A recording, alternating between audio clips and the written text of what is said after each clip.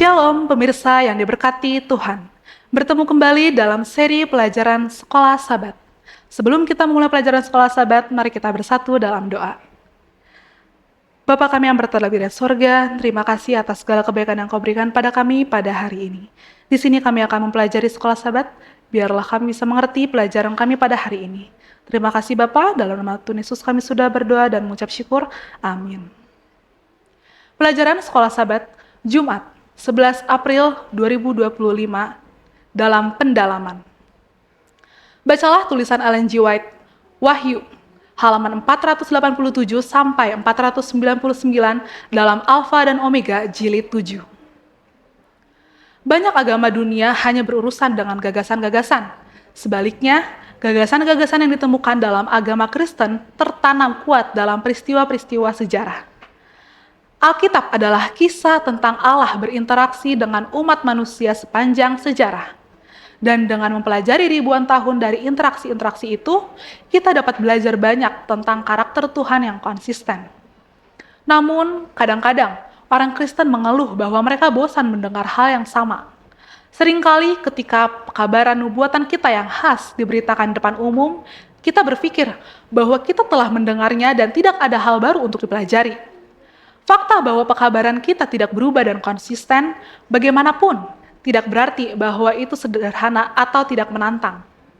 Justru sebaliknya, ketika Anda mempelajari informasi yang disampaikan kepada kita dari pikiran Tuhan yang tak terbatas, Anda dengan cepat menemukan bahwa Anda tidak akan pernah mencapai akhir dari suatu pelajaran. Salah satu alasan yang Ellen G. White identifikasi sebagai alasan untuk penulisan kitab Wahyu adalah untuk mengajarkan gereja Kristen dalam pekabaran sejarahnya untuk segala zaman. Beberapa dari pekerja-pekerja yang lebih muda saat itu telah menjadi lelah karena kebenaran yang sering diulang-ulangi. Dalam keinginan mereka untuk sesuatu yang baru dan menarik hati, mereka mencoba mengusulkan doktrin yang baru. Alfa dan Omega jilid 7, halaman 488 dan 489. Dalam pengertian ini, Wahyu bukan hanya sebuah kitab tentang masa depan. Itu adalah juga sebuah kitab tentang masa lalu yang dirancang untuk membuat kita tetap berakar pada keyakinan sejarah kita, sehingga kita tidak disesatkan oleh keinginan untuk mencari keaslian. Pertanyaan-pertanyaan untuk diskusi. 1. Kitab suci tidak pernah gagal untuk menghasilkan informasi baru dan pemahaman baru.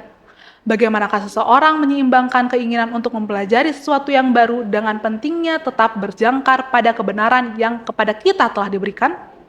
Kedua, bagaimanakah seharusnya gereja merespons terhadap penafsiran baru tentang nubuatan? Meskipun kita tahu bahwa selalu ada lebih banyak yang harus dipelajari, bagaimana kita membedakan apakah terang baru itu penting dalam atau hanya iseng saja atau bahkan salah? Yang ketiga, dalam Perang Dunia Kedua, ketika seorang pelaut di Pasifik terbaring sekarat, dia berteriak kepada petugas medis, "Saya yatim piatu. Ketika saya mati, siapa yang akan mengingat saya?"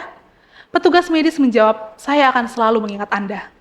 Betapapun berartinya kata-kata petugas medis itu, cepat atau lambat, dia juga akan mati. Dan begitu pula ingatan akan pelaut yatim piatu itu. Bagaimanakah cerita ini membantu kita menyadari kesia-siaan dan ketidakberartian seluruh hidup kita jika kematian pada puncaknya adalah akhir segalanya? Tuhan memberkati. Mari kita kembali bersatu dalam doa. Bapa kami yang berterlebih di sorga, terima kasih Bapa atas kebaikan yang Kau berikan pada kami pada hari ini. Di sini kami telah mempelajari pelajaran Sekolah Sabat kami pada hari ini. Biarlah pelajaran ini bisa kami pahami dalam kehidupan kami masing-masing. Terpujilah nama-Mu Bapa, dalam nama Tuhan Yesus kami sudah berdoa dan mengucap syukur. Amin.